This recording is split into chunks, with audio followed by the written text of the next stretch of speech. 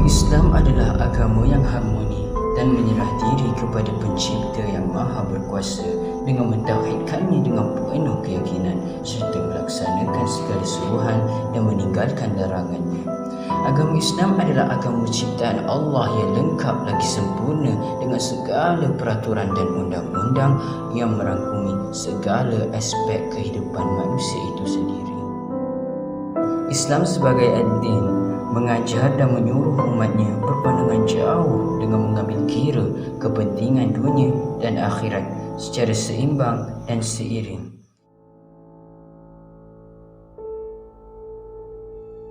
Islam sebagai ad-din ini juga telah Allah firmankan di dalam Qurannya. A'udzubillahi minasyaitonirrajim. Innad dina 'indallahi al-Islam. Mafhumnya, sesungguhnya agama Islam sahaja yang Allah redha dan terima di akhirat kelak. Oleh itu, Islam bermaklumat dalam melahirkan manusia yang mempunyai kepercayaan yang utuh, melahirkan manusia yang mempunyai cara hidup yang tersusun, juga bagi melahirkan manusia yang mempunyai tanggungjawab sebagai khalifah di muka bumi Allah ini.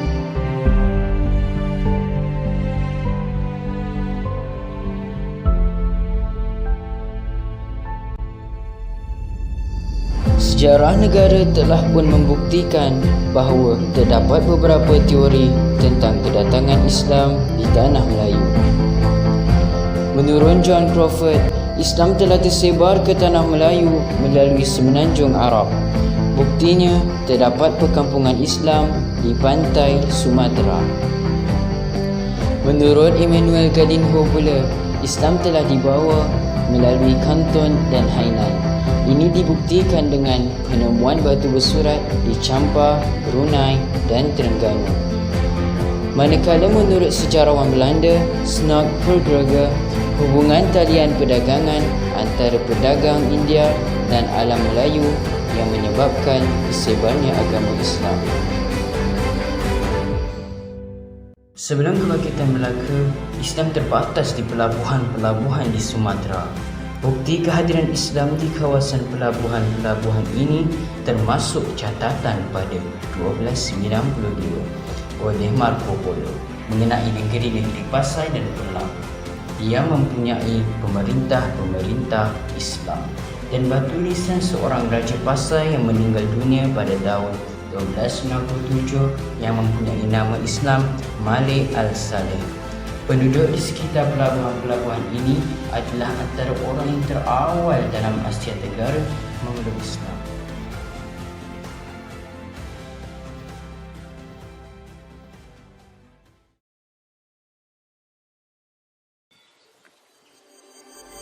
Menurut Al-Farabi, negara yang unggul iaitu Al-Madinah Al-Fadilah atau negara terbaik akan dicapai di mana kebahagiaan rakyat dapat direalisasikan.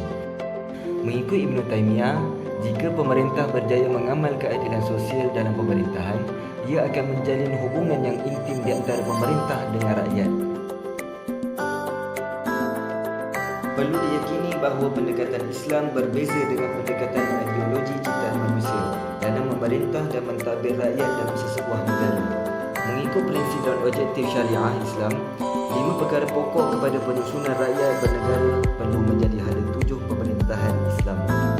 Mereka perlu menjaga, memartabat dan memperkasakan agama, akal, nyawa, harta dan keturunan. Kepercayaan kepada Tuhan, kesetiaan kepada raja dan negara, keluhuran kelembagaan, kedaulatan undang-undang, kesopanan dan kesusilaan. Keadilan sosial bernegara mengikut Islam dapat difahami sebagai suasana di mana sesebuah negara pada permulaannya dapat menyedia keperluan hidup asasi rakyat melalui pencapaian beberapa faktor yang berikut.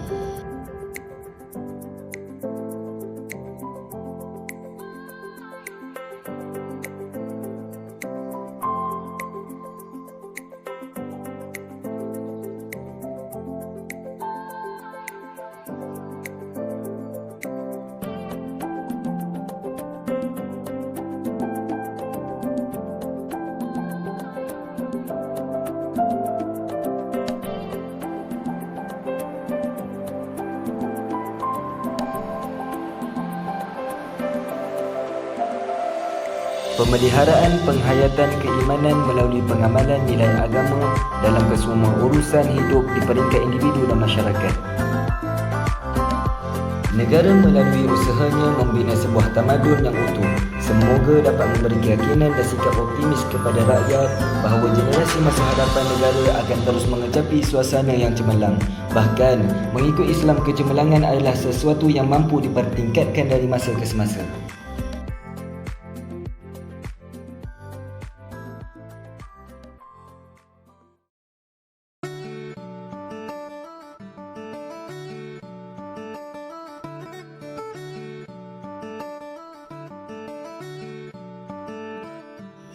Malaysia telah menerapkan nilai-nilai Islam dalam pentadbiran. Antara contohnya ialah agama Islam ialah agama rasmi bagi persekutuan. Ia diperkenalkan pada tahun 1985 oleh Tun Dr. Mahathir Mohamad. Tujuannya adalah untuk membentuk sebuah masyarakat Malaysia yang bermaruah, beridentiti kukuh serta disegani oleh masyarakat lain. Kedudukan Islam yang istimewa dalam perlembagaan Malaysia ini membolehkan nilai-nilai Islam menjadi asas kepada segala aspek pemerintahan dan pentadbiran negara. Malaysia mempunyai banyak perayaan yang disambut oleh pelbagai kaum. Antaranya ialah Hari Raya Aidilfitri. Hari Raya Aidilfitri merupakan hari perayaan bagi masyarakat Melayu dan penganut agama Islam. Perayaan ini disambut setelah umat Islam berpuasa sepanjang hari di bulan Ramadan. Hari raya ini disambut dengan penuh kesyukuran. Penduduk Islam di Malaysia memerlukan hari dengan kunjung-mengunjung dan maaf-bermaafan untuk mengeratkan silaturahim. Rumah terbuka akan diadakan bagi menjemput saudara-saudara yang jauh bagi mengeratkan hubungan yang sudah lama tidak terjadi.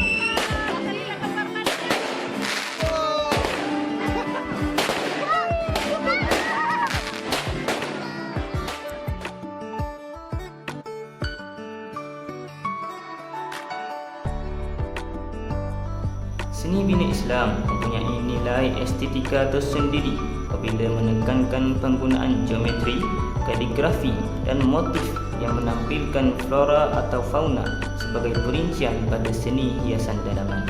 Daripada struktur, kedudukan setiap bahagian hinggalah penggunaan warna pada perincian, seni bina Islam menekankan semua aspek yang perlu mematuhi syariah.